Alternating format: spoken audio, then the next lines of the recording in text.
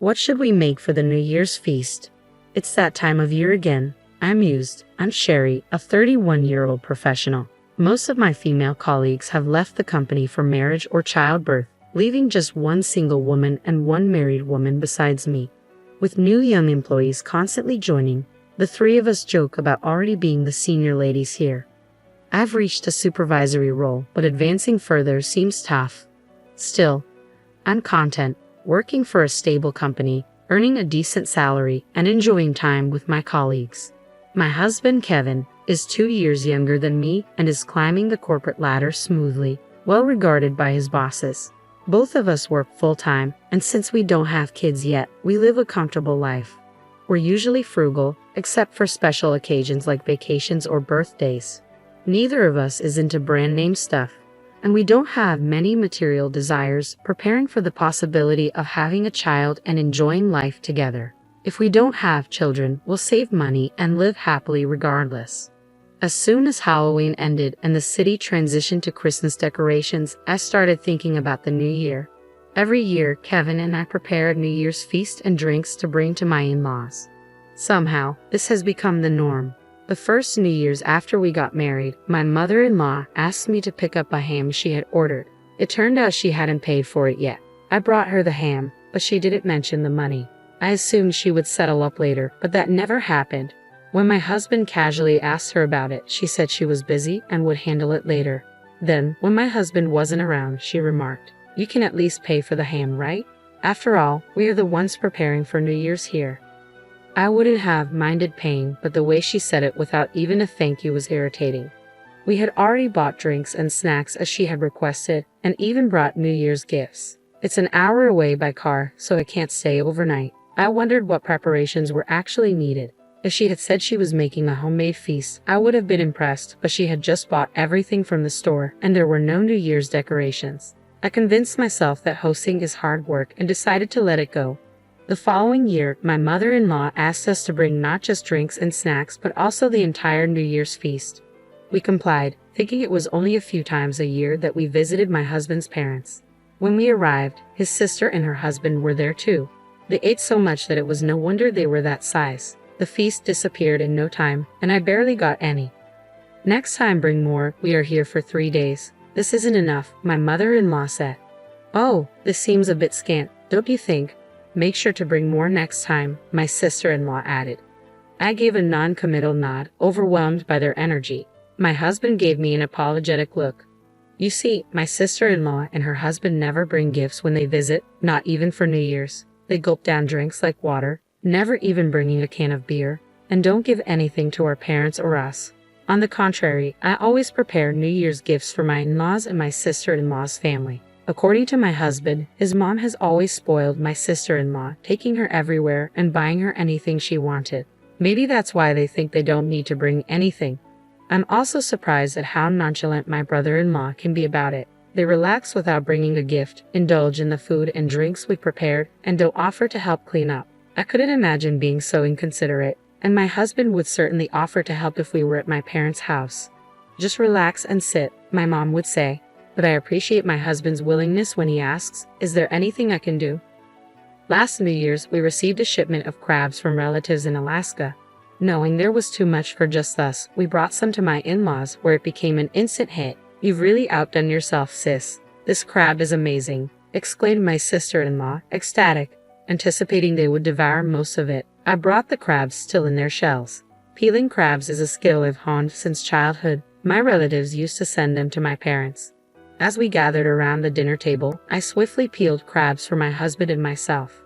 My mother-in-law and sister-in-law's family, less accustomed to the task, struggled to keep pace. Eventually, my mother-in-law urged my father-in-law to speed up his peeling, and my sister-in-law reached over to our plates.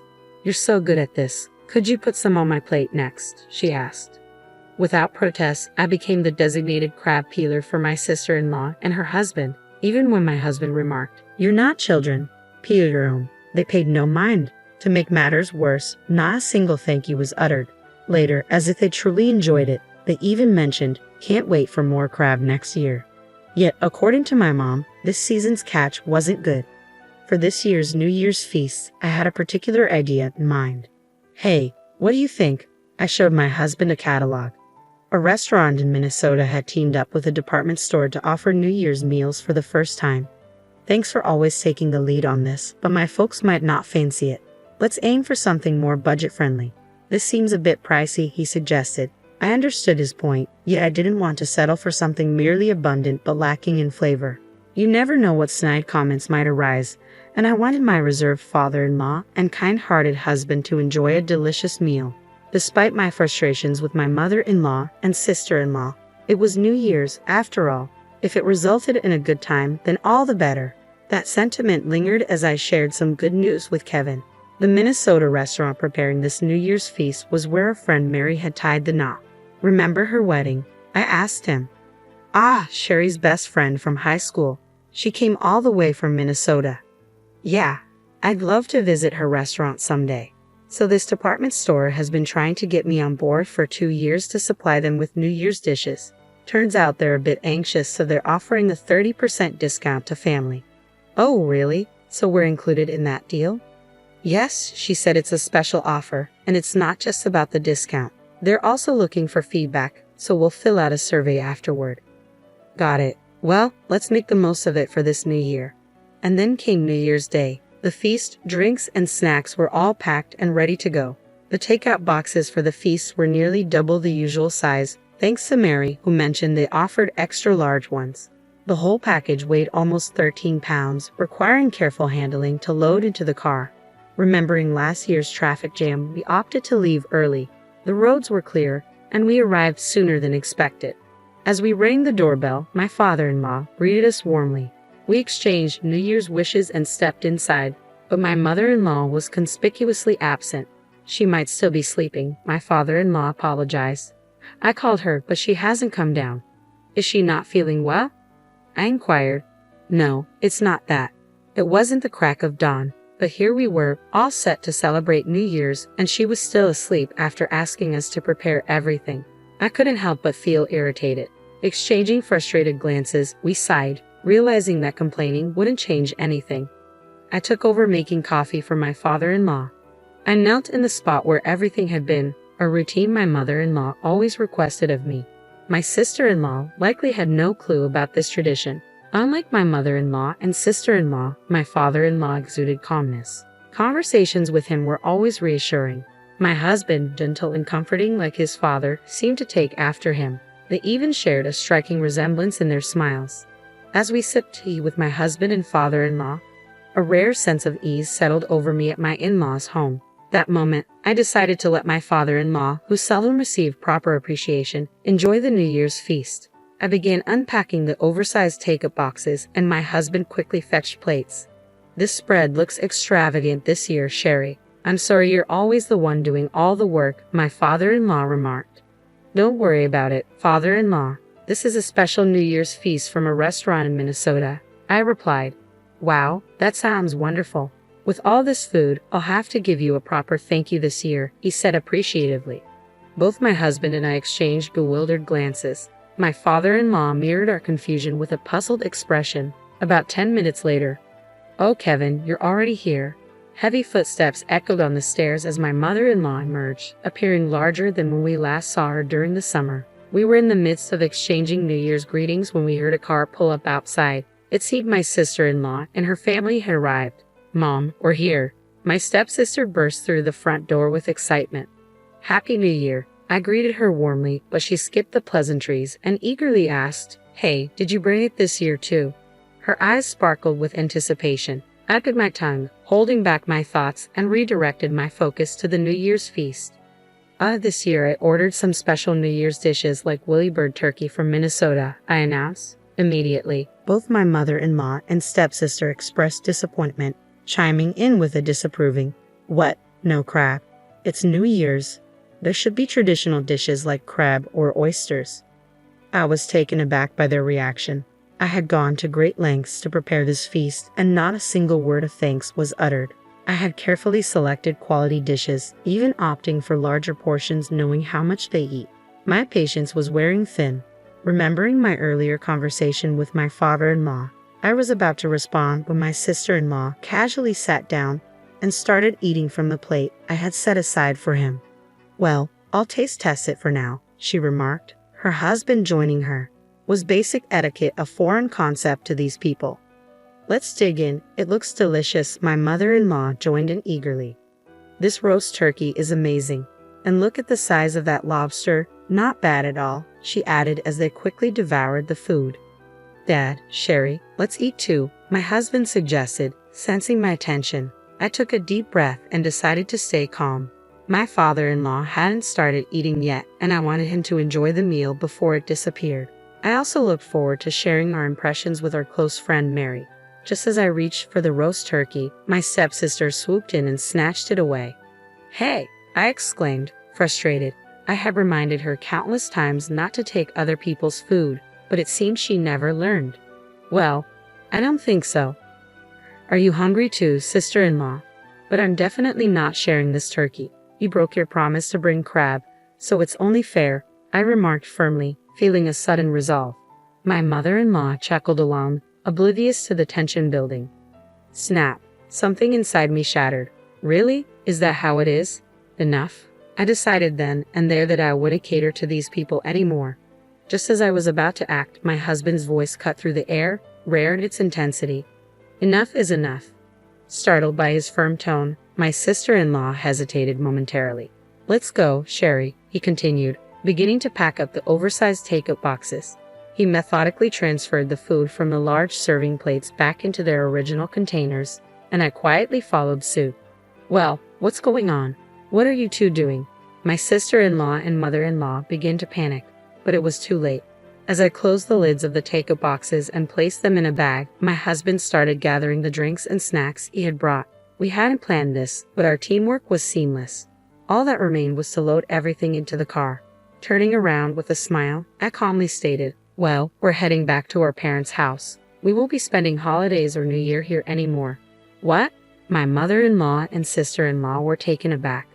That's how it is, Dad. I'll keep in touch, my father-in-law nodded silently. As we prepared to leave with our belongings, my mother-in-law and sister-in-law protested. Oh wait, why are you taking everything? You can leave if you want, but leave the food. Sherry, is this how you treat your husband's family? Kevin is so kind-hearted. He would never do something like this. What have you been telling him? They were being hypocritical, and I couldn't let it go unaddressed. I looked directly at my mother-in-law. Mother-in-law, as I mentioned earlier, this year's New Year's feast was ordered from a restaurant in Minnesota. So what? Don't you care about the cost?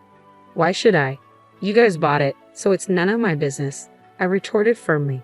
Then where did the money that my father-in-law provided go? I pressed, sensing a shift in the atmosphere. What? My mother-in-law gasped, her hand instinctively covering her mouth.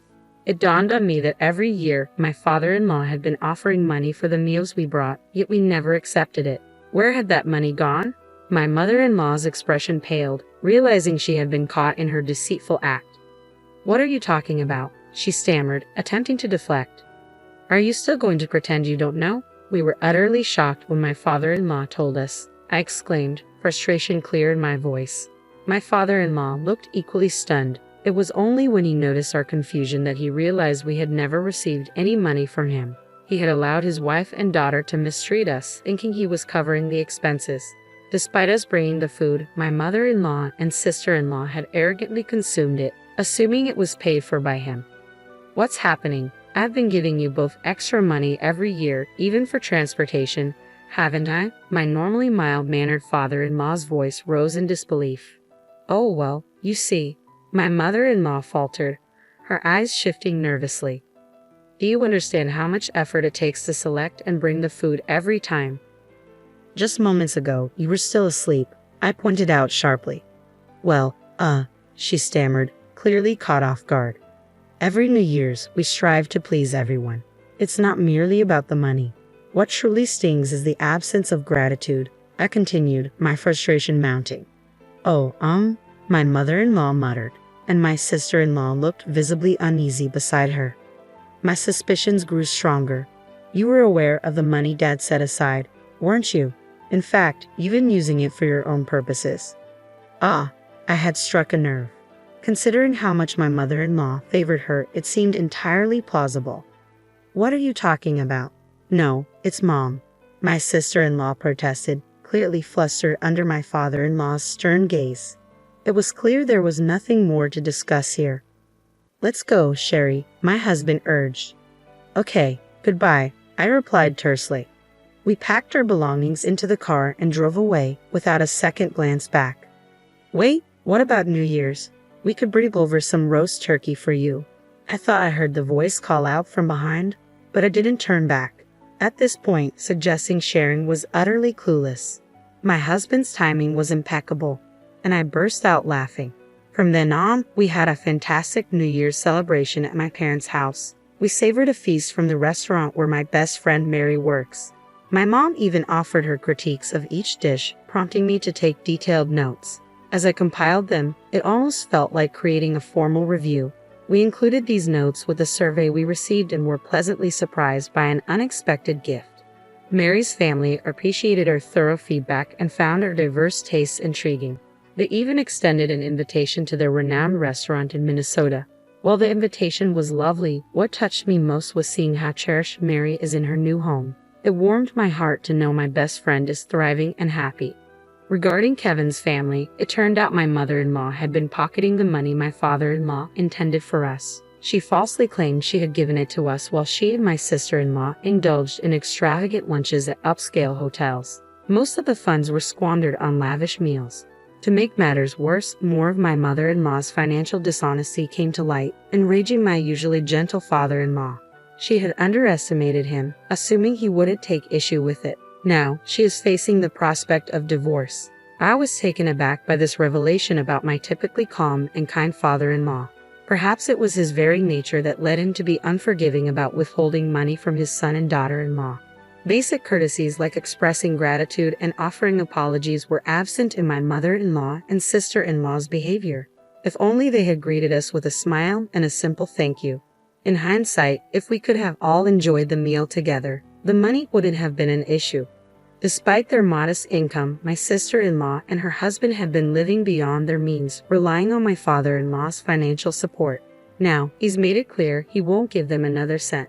As my husband recounted all this, he asked me, "Hey, I still want to maintain a good relationship with Dad. Is that okay with you, Sherry?" "Absolutely," I replied without hesitation. It's a shame we couldn't share our New Year's feast with him. Oh, since we received that invitation, how about we bring him along when we visit the restaurant? Great idea. He'd enjoy that. He's a big ice hockey fan, so Minnesota would be perfect for him. It's hard to believe, but watching sports is one of his hobbies. Really? My dad loves ice hockey too.